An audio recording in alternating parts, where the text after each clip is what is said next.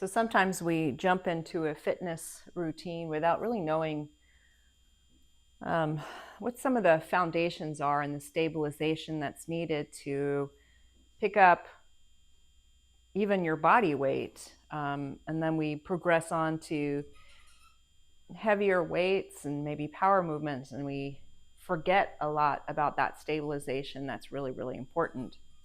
So this is a really great workout for people who are just beginning in fitness, or for myself, it's a really good recovery day when you don't want anything really, really intense, but you also feel the need to move your body. So the only thing you're going to need, if you have them, it's great. But one thing that really is important is a foam roller or a myofascial release ball, because we're going to kind of work on the adhesions that we might not even notice and may hamper our ability to move, not only in the workout, but also in life. So what I'd like you to maybe just come down on your knees and just feel what it's like to maybe sit on your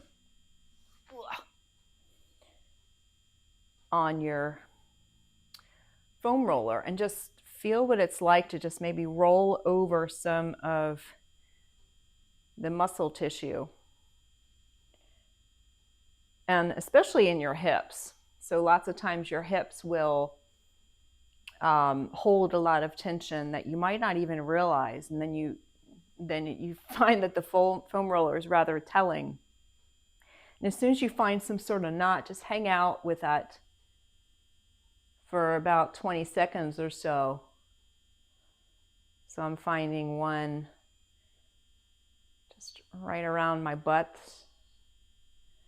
And so it just kind of seizes and then it releases. So it's good to start any sort of movement with a sort of a warm-up like this. Some reminder for your body that you're not dead yet. So this is where I'm having most of my problems, is in my left knee. And so that's why I'm going to work this. And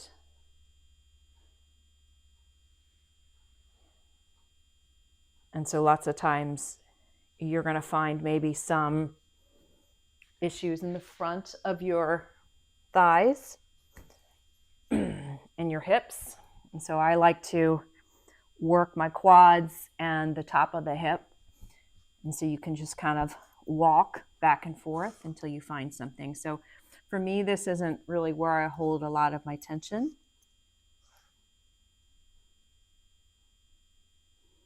You just kind of work that back and forth.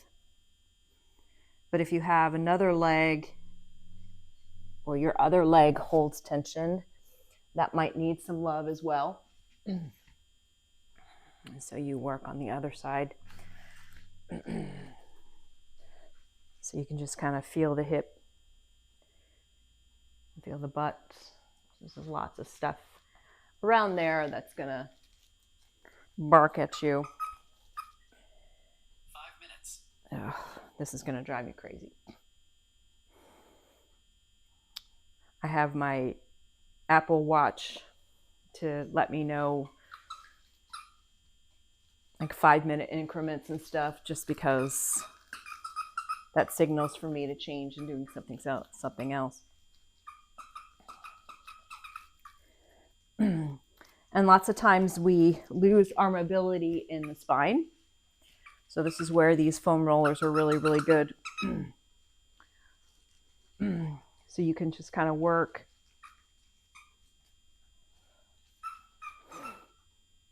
And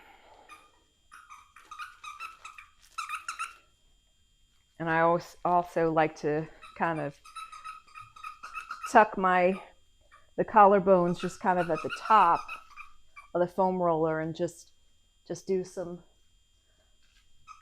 thoracic release. So it's kind of like a little mini sit-up, but you're really not activating the core. You can keep your butt down or raise it, and just feel what it's like to open up the shoulders and the upper back, and getting some release there. And if you actually follow me a lot on YouTube, you'll notice that I like to work with a pole. Some people call it a dowel. It's literally a curtain rod. So let's work on some mobility in the torso. So what I like to do is just kind of like I'm going to lift the weight overhead, but this actually might feel really, really good for you in a stretch. If you don't have it, you can just kind of feel what it's like to pull the elbows down and open up the chest, because lots of times we lose that ability to properly breathe because our shoulders are inhibiting us, and that can be very telling. So take a few breaths like this and just notice where some of that tension might be held in the chest area. And see if you can even take a deep breath so you can feel the belly expand.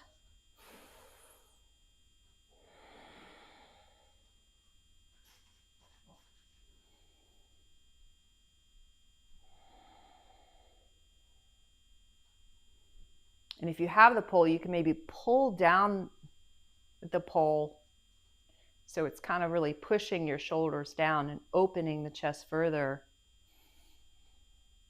Deep breaths here.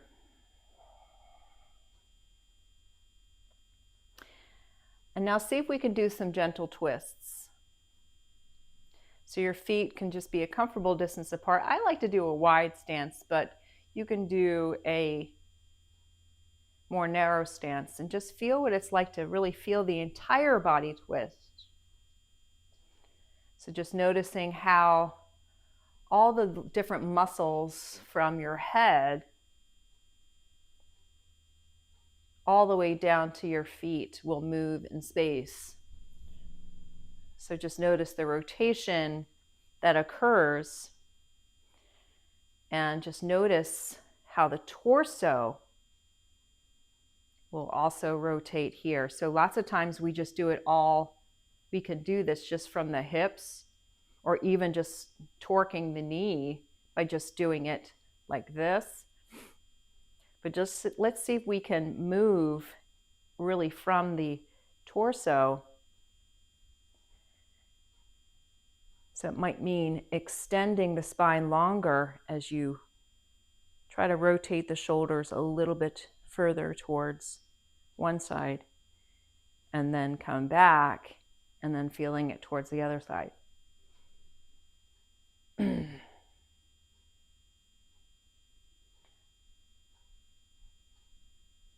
So the legs will kind of do some internal and external rotation as you do this, but see if you can also get some twist in just the thoracic spine, just in the spine itself, by maybe anchoring your hips and just working here.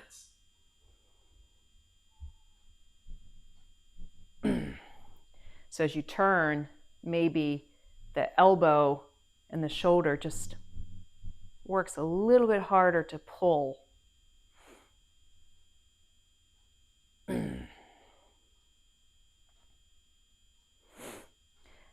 And we're going to come back to this in a minute.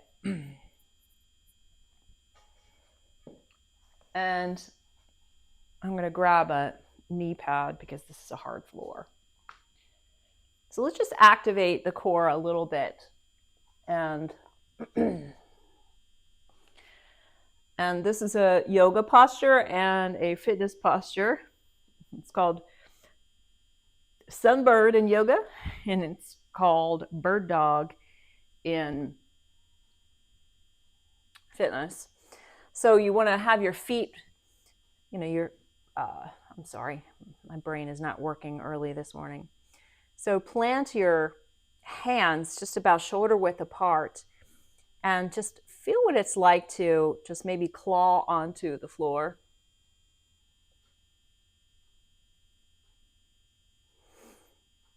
And just feel the engagement in your forearms with this. And then your knees are about hip distance apart, and your feet can be tucked or you can untuck them. And then extend your right hip behind you. And so you feel the engagement in your core here.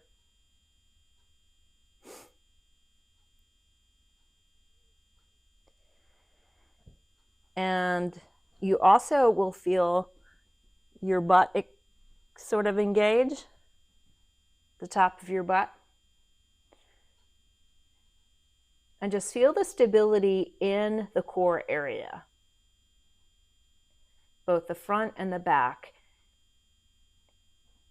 And the back really should be flat and stable. And you can have a neutral spine, so your lower back isn't like this, although you might feel some core there. But just feel what it's like, where is going to get you the most core engagement. And then extend your left arm in front of you, and this might actually be much more challenging. And if it's unmanageable, then you set it down.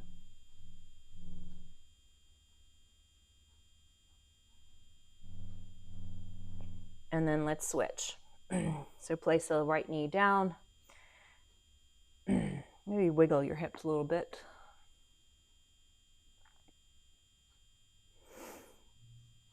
And so stabilize first, and then extend the left knee behind you. So notice that I could be just kind of wiggly through my core. Feel what it's like to extend the heel, the foot behind you, and feel the core kick in here to stabilize you. So the belly is kind of moving towards the spine. I know that's a kind of a funky cue. So lots of times I will say, maybe the ribs kind of tilt down a little bit. Or I say use the drawstring. So imagine a drawstring that you're trying to cinch your hips together. So the heel can be flexed, or your foot can be pointed, and then just kind of play around with maybe extending the right arm. And still feel the clawing in your left hand, because that's going to kick in your forearms and give you a little bit more shoulder stability.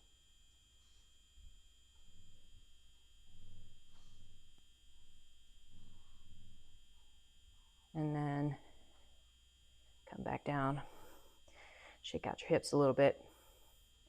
So these stabilizing core movements like planks, hip bridges, and bird dogs are really, really, they're not going to give you the six-pack abs, but they are going to help your back and your other types of movements as you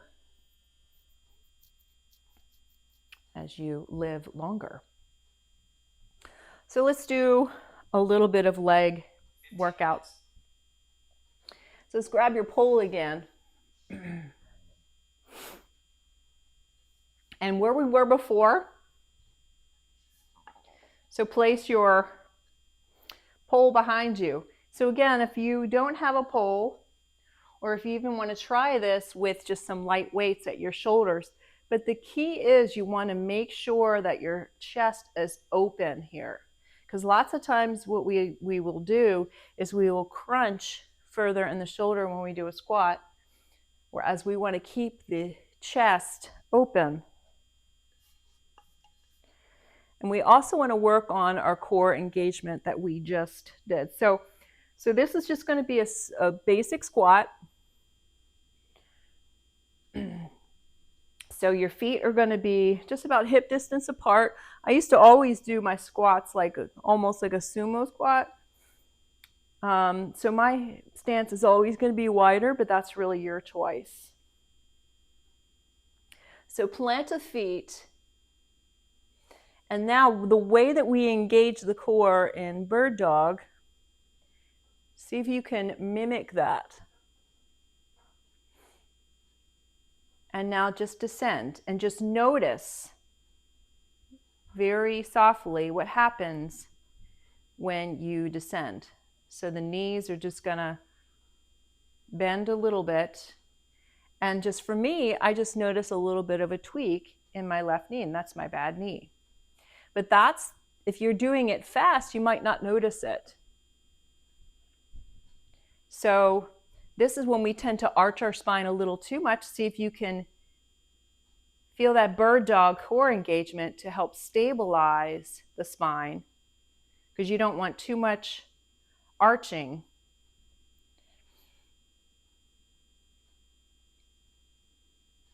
And so this might be the depth of your squat. But just notice that you don't want to be leaning too far forward, because imagine if you're going to have a really heavy weight, man, that's going to really tweak your back. So open the chest, descend, and your knees are going to be just a little bit over your toes, not excessive like this, that there's a place for that eventually. But let's just do this basic squat and hold. So in yoga, we call this chair pose. So again, we can easily fall out of this by, not engaging the core. So feel the core wrapping and holding you like a corset. And just notice the engagement. What happens when you press in with your heels? So press down into your heels. Like you're trying to do a press up, but just press down in your heels. Just notice what engages there.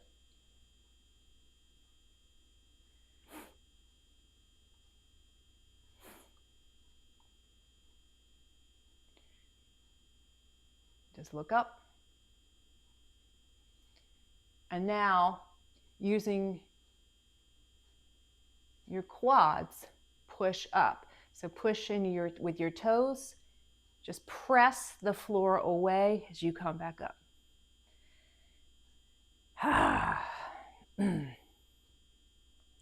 Release. Let's do some torso twists again.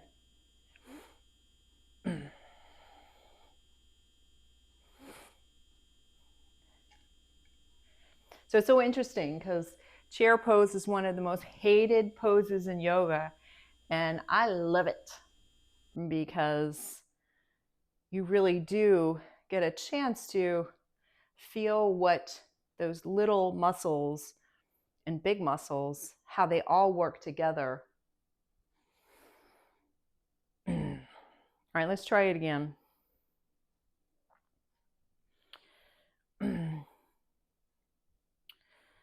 All right. So just imagine what it's like to bend down. So stabilize the core. So drawstring or just tucking the belly button in. And now sit like you're sitting back on a chair behind you. Slow. So notice what happens when you go down. The core will sometimes just like go on vacation. Zip it. So feel that. And so notice what happens when you press in with your heels. Notice what happens when you press in with your toes. Notice what happens when you maybe press with the inside, like you're trying to pull a paper towel away from you. Notice what happens when you try to maybe squeeze the legs together. All of these little muscles are working full time in this.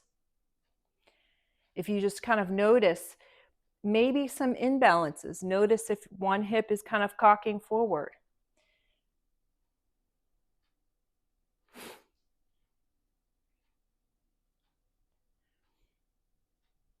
So we want to keep the head up. And then press up. So press in with your toes, press in with your heels, come straight up. And shake out the legs.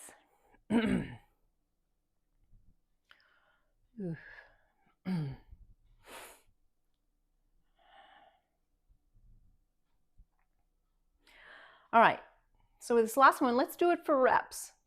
All right, so if you can imagine what it's like to have a heavy weight on you, just pulling the elbows down and away, imagine what that heavy weight feels like. And what we'll do is we'll come down for 4, hold for 2, and come up for 2. Okay? So wrap the core. So just feel that core kicking in, drawing the hip points together, and sit back. 1, 2, 3, 4. Hold. 2, 1, 2. Okay, so that's 1. Let's go down again. 1, 2, 3, 4. Hold. 2, 1, 2. Down. 2, 3, 4. Hold. 2. Up. 2. Down. 2, 3, 4. Hold. Keep your core.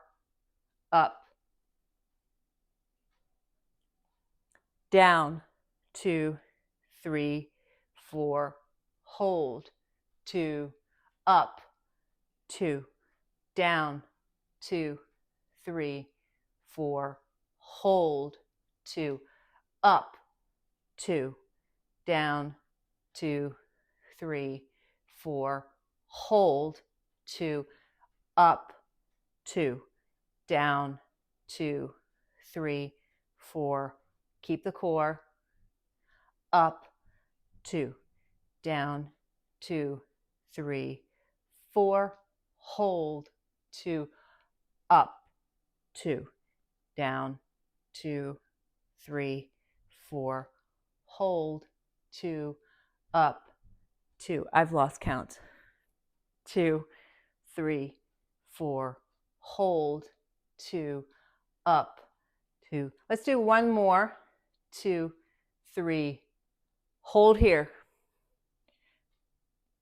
Feel the core.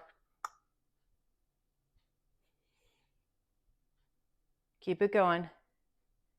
Strong legs.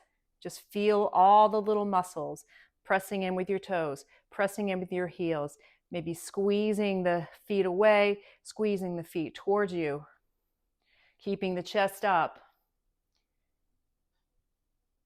and then press up. Whew. All right. Ooh. Very good. Now, let's do, since we did one leg movement, let's do one chest movement. And I normally like to do, depending upon which day it is, I like to do at least one upper body movement and one lower body movement. 25 minutes. Thank you, Apple Watch.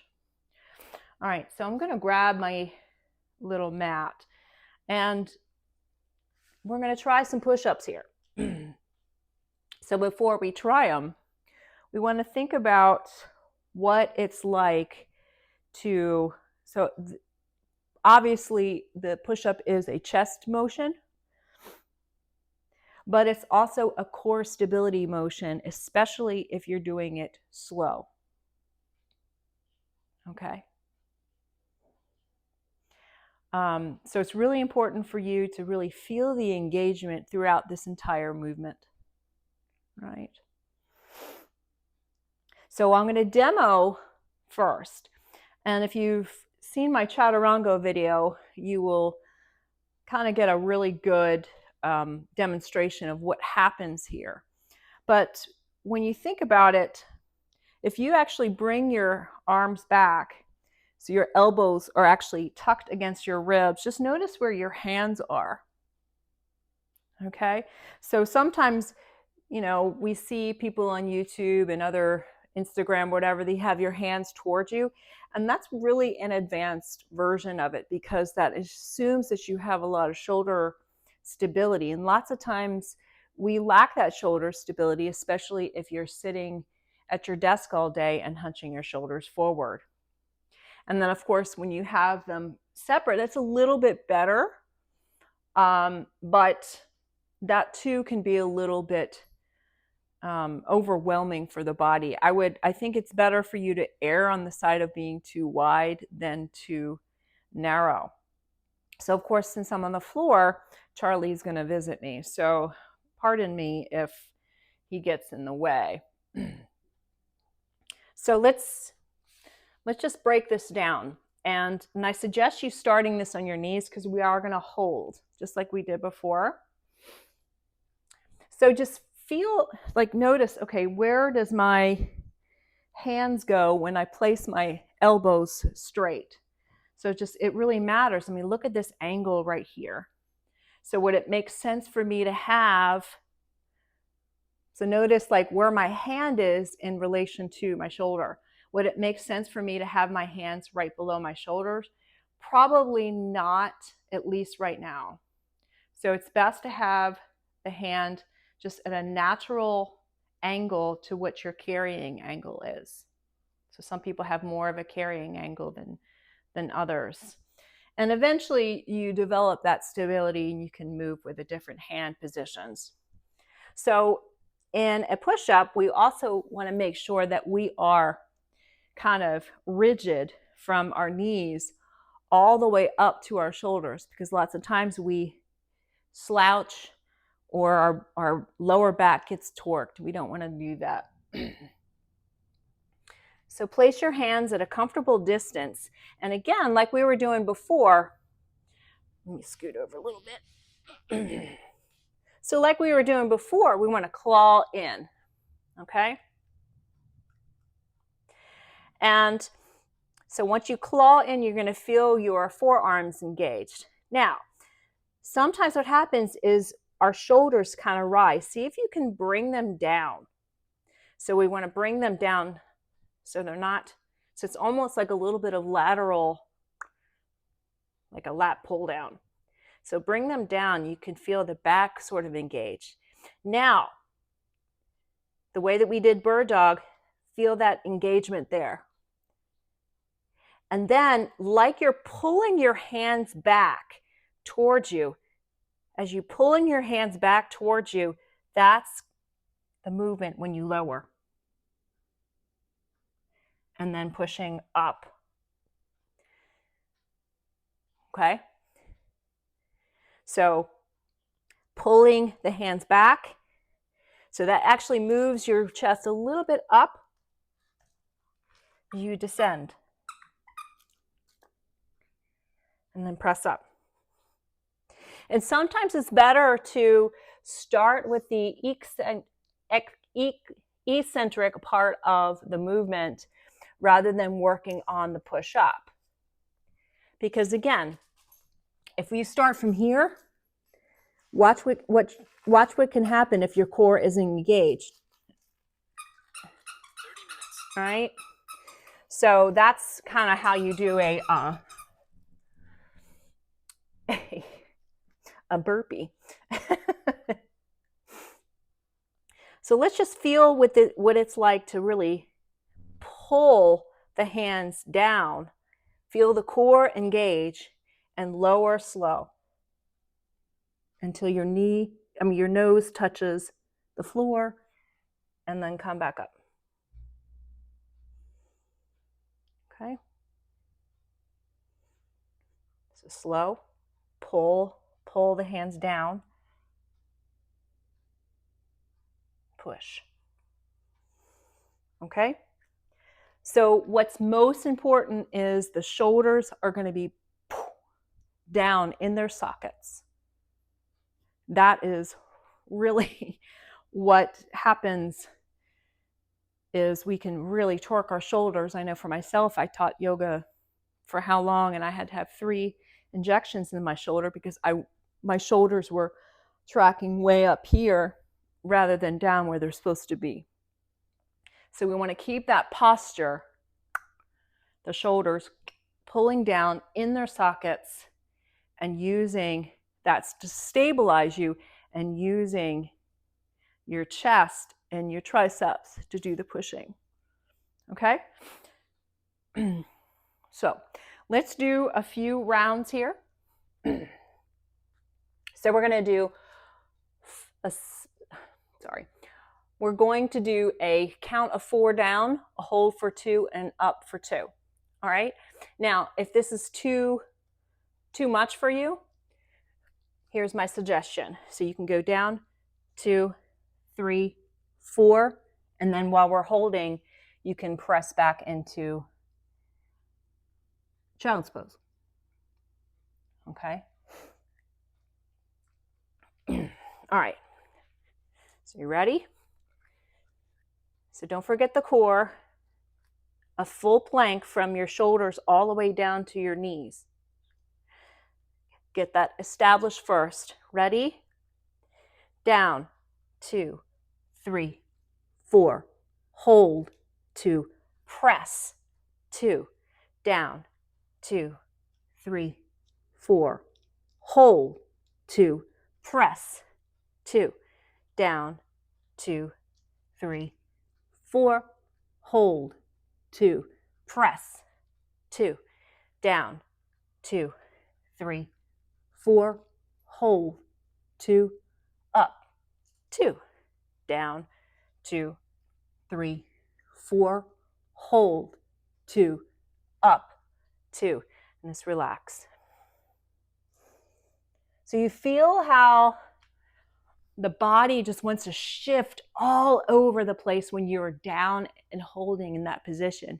That's really a good cue of what you need to be working on.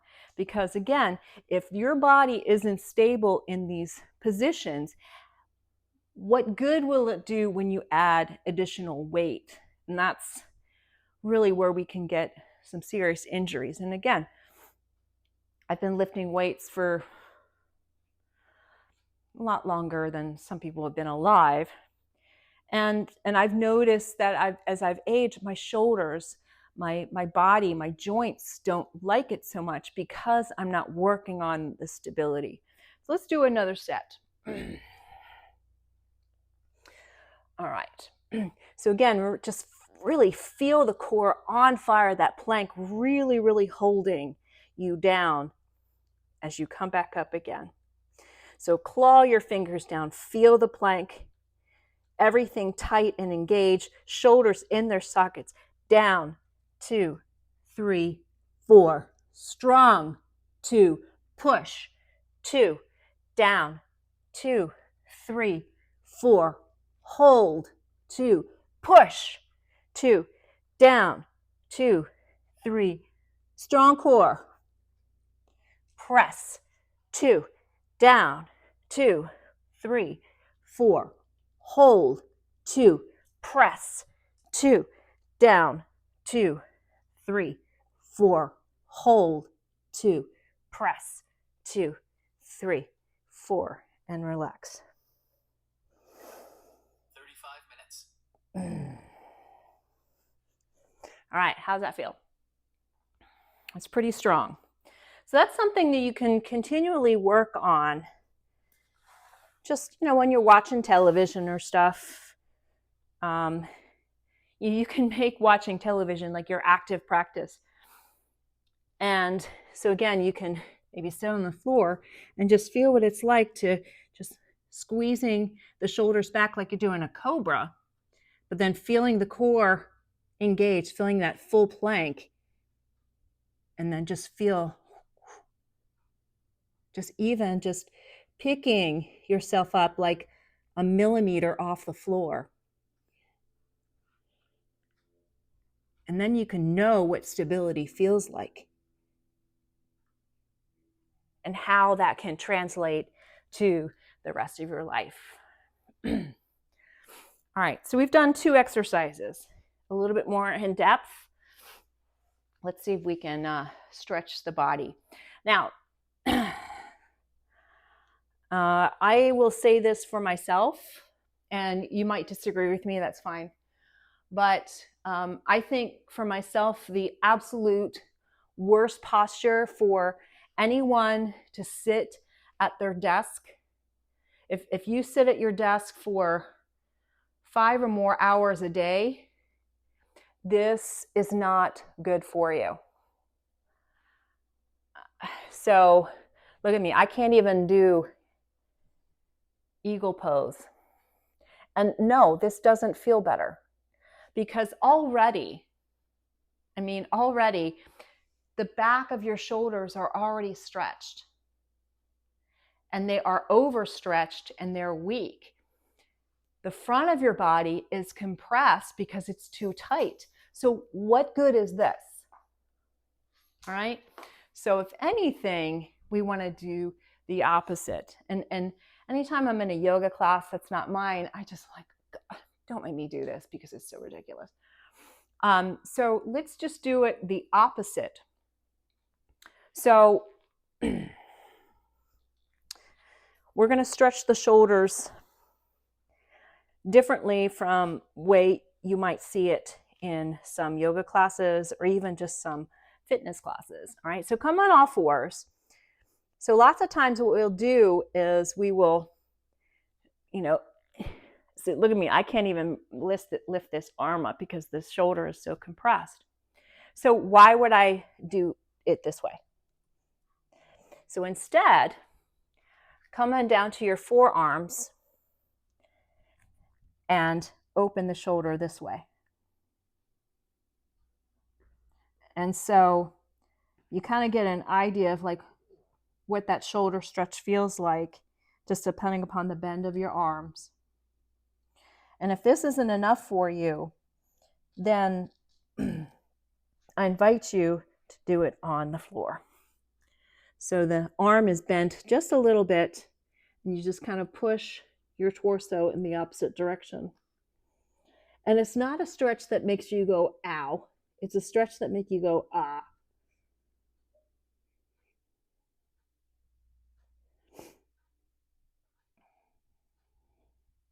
And notice if the shoulder wants to rise up, and see if you can pull it down.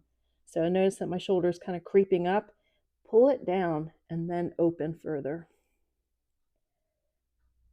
And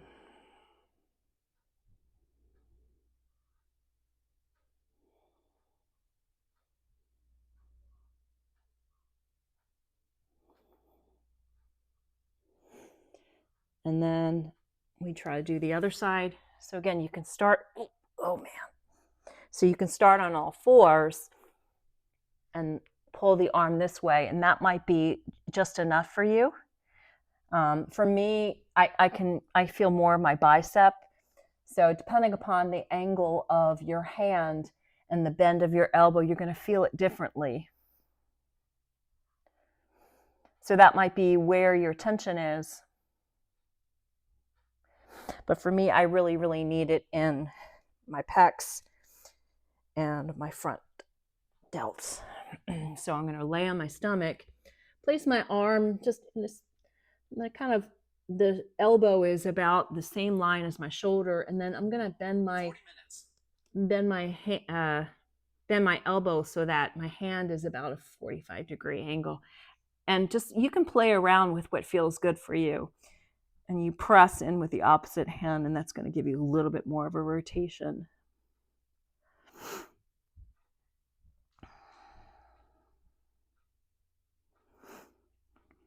And I notice that sometimes I will sleep this way, and then the bed just kind of swallows me, and then I wonder like why I feel like crap in the morning. I really have the worst mattress ever. I prefer to sleep like I should just sleep on a wooden board because I hate being swallowed by my mattress.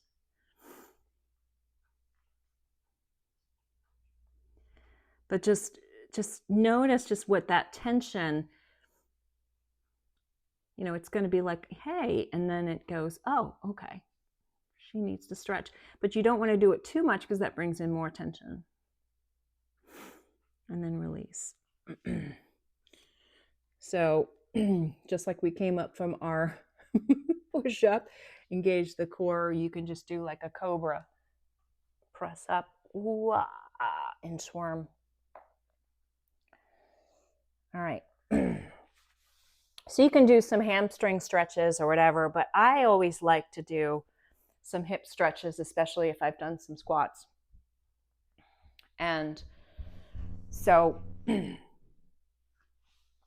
you start here.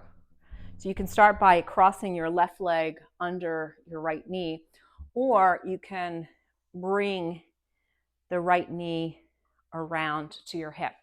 So you just feel what feels good for you. And so, if you're in a yoga class, they're going to give you certain cues. But for now, we just want to feel what it's like to maybe draw the knee, the right knee or the left knee, a little bit towards your chest.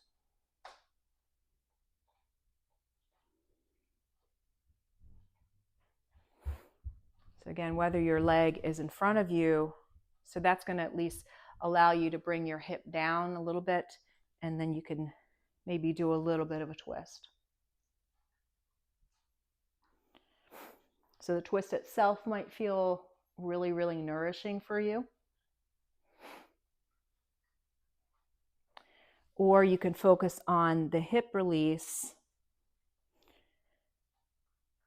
by drawing the knee towards the torso. Or you can just play around with falling forward. So you decide what is going to feel best for you. Now, this is my bad knee, so I want to make sure that my foot is flexed. That sort of protects the knee, because remember, the knee is a hinge. It doesn't do this, and if it does, you got yourself a knee injury.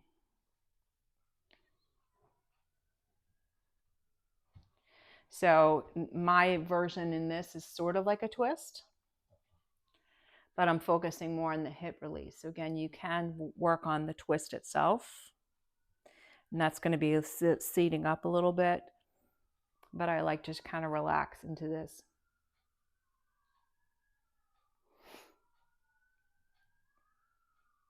So what's nice about something like this is that we don't have to get all dressed up, and we don't have to, you probably don't even need a sports bra. But it's just enough to get a little bit of engagement, a little bit of stability, which is always necessary. But we often forget it because we feel the need to always go at a certain intensity. But stabilization practices like this just remind us that, hey, wait a minute, there might be something going on that's affecting my very active life. And by slowing down and just being very mindful of what the body is doing really helps out, and just kind of recognizing maybe some imbalance that we've created through our lifestyle. And let's sit on up. Whew. And just kind of do a little wiggle here.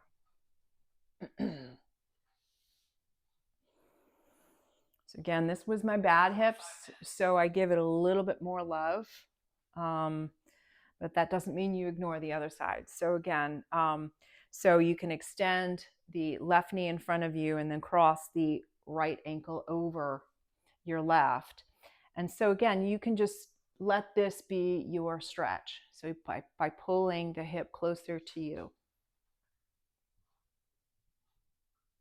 And that might be just enough for you. Or you can maybe work on a twist if you feel that you lack a lot of, rigidity in your spine. And this might actually feel really good to help you breathe better. Or you can bend the opposite knee. So again, I'm protecting this knee by flexing the foot. So at first I can sit back a little bit and pull my hip towards me and feel that beautiful stretch there.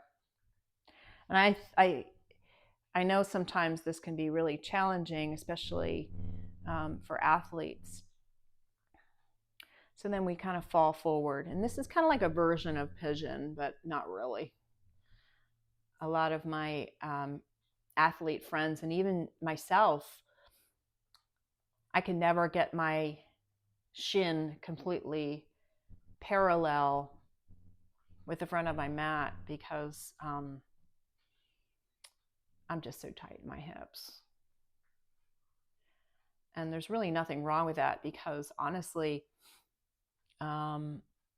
you don't want to be too flexible. There is a condition called hypermobility, and some of those people who have that condition, they can do these. They can bend their bodies in various ways, but that also is a signal that they need to work on strength.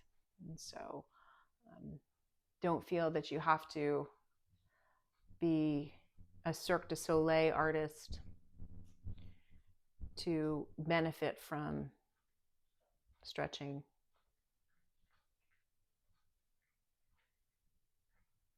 And so a lot of my yin practices focus on really the fascia, but since we work the muscles, we do want to do a little bit more of a yang practice, which focuses on the muscles. But just notice sometimes when you do a yin, you're holding stretches for longer than about 3 minutes. You don't want to go to 100% of what you're capable of in terms of stretching. But you definitely want to feel just the subtleties of the different parts of the bodies working to create movement and also releasing in the stretch. So some people feel stretches in their back, they feel stretches in their legs,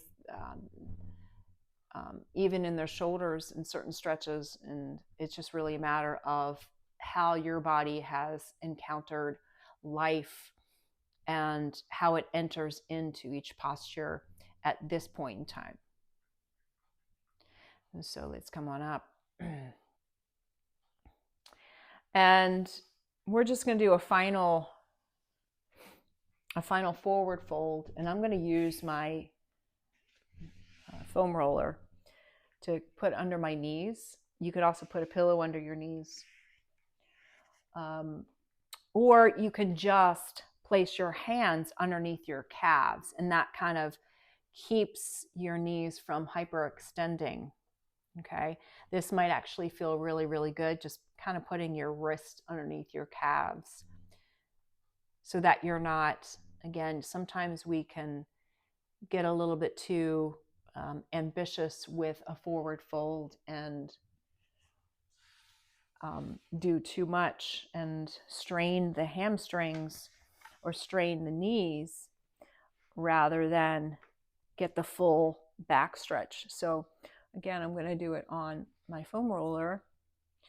And it's interesting. So I'm going to fall my torso forward so it meets my thighs. And just notice that this actually will give you a nice, gentle back stretch as well.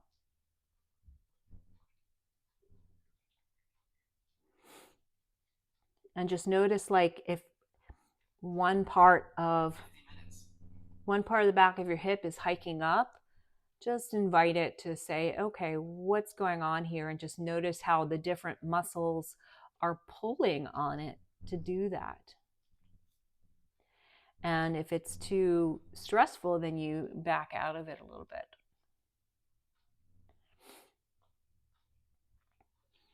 And I taught a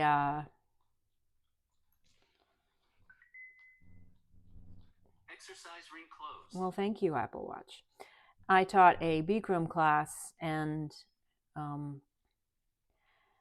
one of the stretches or one of the poses in Bikram has you actually bending your knee a lot so that your forehead falls onto your knee. And that's great because then we're not straining our hamstrings and creating small tears in those attachments in the back of your knee and in your hip. So you're allowing it to be a full body stretch rather than a strain.